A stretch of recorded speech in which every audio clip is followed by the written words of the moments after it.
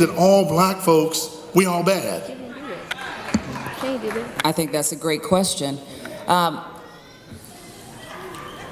don't speak for the media. I learned a long time ago to speak for myself, and in this case, where appropriate, Channel 4. And I'm going to keep it real with you. That was a struggle.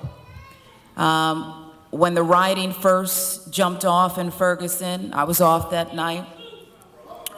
And we can call it rioting, looting, uprising. I saw all of that. I saw all of that. And I was off that night. Got a frantic call to come in.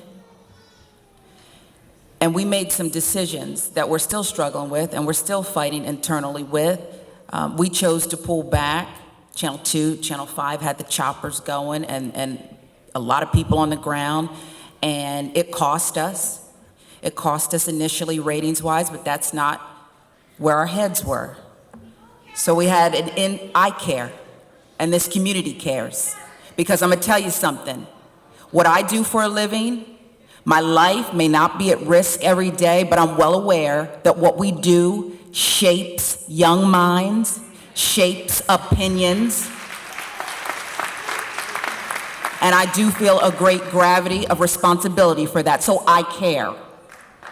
And I also learned a long time ago about authenticity.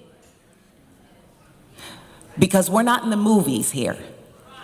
So when you invite us into your home each night, you decide who we are, whether it's authentic, and whether it's real, and it's a struggle.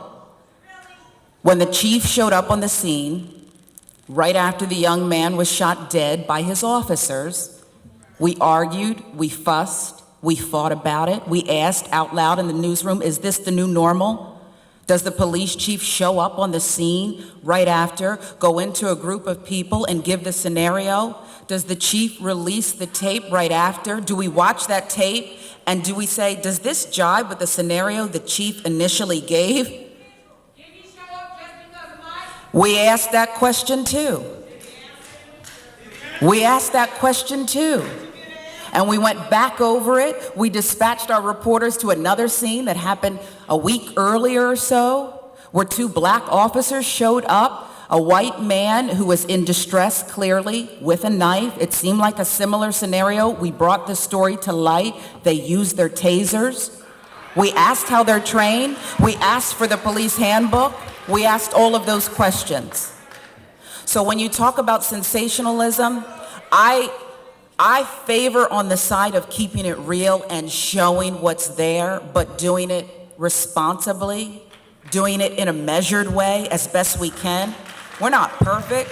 I think we did a good job, but I think there's more work to do, and I think the best job is done when there's a variety and a diversity of voices in the room.